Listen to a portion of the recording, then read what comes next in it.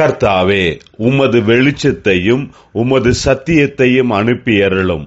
அவைகள் என்னை நடத்தி உமது பரிசுத்த பர்வதத்திற்கும் உமது வாசஸ்தலங்களுக்கும் என்னை கொண்டு போவதாக. கர்த்தருக்குள் பிரியமானவர்களே, உங்கள் அனைவருக்கும் இனிய காலை வணக்கங்கள். இன்றைய வேதவசன தியானத்திற்கென்று நாம் தெரிந்தெடுத்திருக்கும் வேத பாகமானது அப்போஸ்தலர் நடபடிகள் 16 அதிகாரம் 32 அவனுக்கும் அவன் வீட்டிலிருந்த யாவருக்கும் கர்த்தருடைய வசனத்தை போதித்தார்கள்.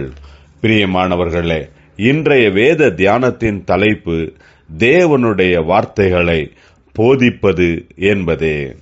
தேவனுடைய ஊழியத்தின் நிமித்தமாக பவுலும் சீலாவும் சிறையிலே போடப்பட்டிருந்த சமயத்தில் நடுராத்திரியிலே பவுலும் சீலாவும் ஜெபம் பண்ணி தேவனை துதித்து பாடினார்கள். காவலில் வைக்கப்பட்டிருந்தவர்கள் அதை கேட்டுக் கொண்டிருந்தார்கள். சடிதியிலே சிறைச்சாலையின் அஸ்திபாரங்கள் அசையும்படியாக பூமி மிகவும் அதிர்ந்தது. உடனே கதவுகள் எல்லாம் திறவுண்டது. எல்லாருடைய கட்டுகளும் கழன்று போயிட்டு. இதையெல்லாம் கண்ட சிறைச்சாலையின் அதிகாரி தன்னுடைய பட்டயத்தை எடுத்து தன்னையே கொலை செய்ய போனான்.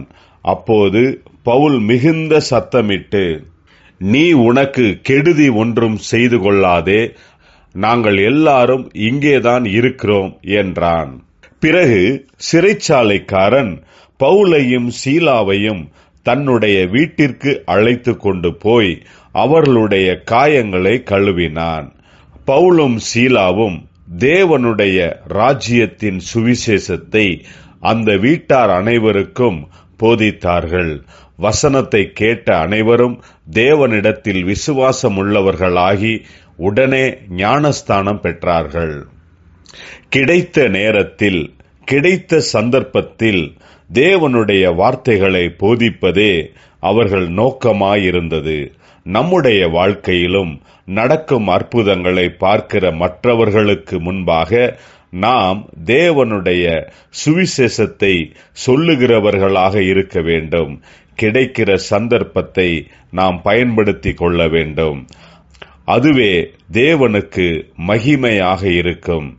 ஜெபிப்போம். ஜீவனுள்ள தேவனே, நீர் எங்களுக்கு ஏற்படுத்தியிருக்கும் சந்தர்ப்பங்களில் நாங்கள் உம்முடைய வார்த்தைகளை தைரியமாக போதிக்க கிருபை தாரும், பலனை தாரும், ஆசீர்வதியும்.